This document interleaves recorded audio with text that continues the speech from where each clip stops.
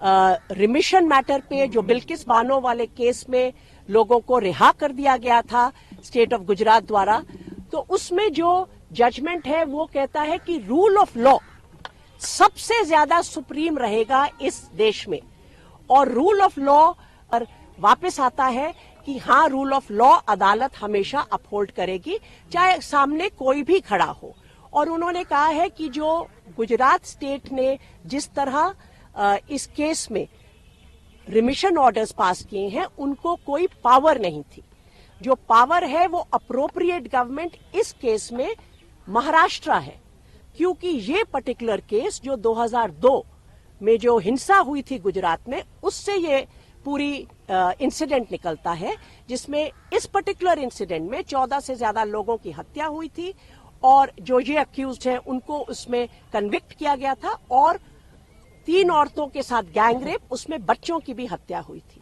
ये केस का trial state of Gujarat से निकाल के सुप्रीम कोर्ट ने स्टेट ऑफ महाराष्ट्र में भेजा था ताकि फेयर ट्रायल हो सके। वहां पर कन्विक्शन होती है स्पेशल कोर्ट में, वो कन्विक्शन सुप्रीम कोर्ट तक अपहोल्ड होती है।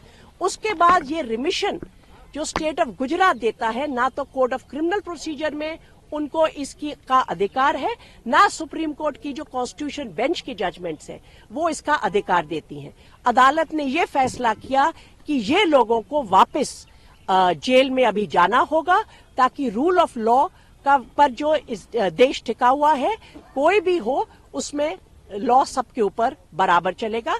और उन्होंने ये भी आश्चर्य प्रकट किया कि गुजरात स्टेट ने इस तरह क्यों इस मामले में एक्ट किया।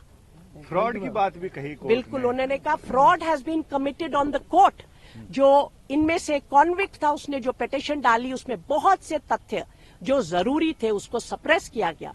कॉन्विक्ट ने तो सप्रेस किया, मगर स्टेट ऑफ गुजरात ने भी उन बातों को अदालत के सामने दोबारा उजागर नहीं किया रिव्यू पिटीशन के जरिए। को कैसे अपहोल्ड किया जाएगा, वो रूल ऑफ लॉ के थ्रू अपहोल्ड होता है, और इसलिए रूल ऑफ लॉ पूरे देश में सबसे ज्यादा सुप्रीम होगा। और अगर वहां पर कोई उसको सर्कमवेंट करता है और अगर कोई स्टेट गवर्नमेंट उसके बीच में आकर किसी तरह पावर का यूसर्प करती है, आर्बिट्ररी एक्सरसाइज करती है, तो अदालत उसको नहीं टिकने देगा।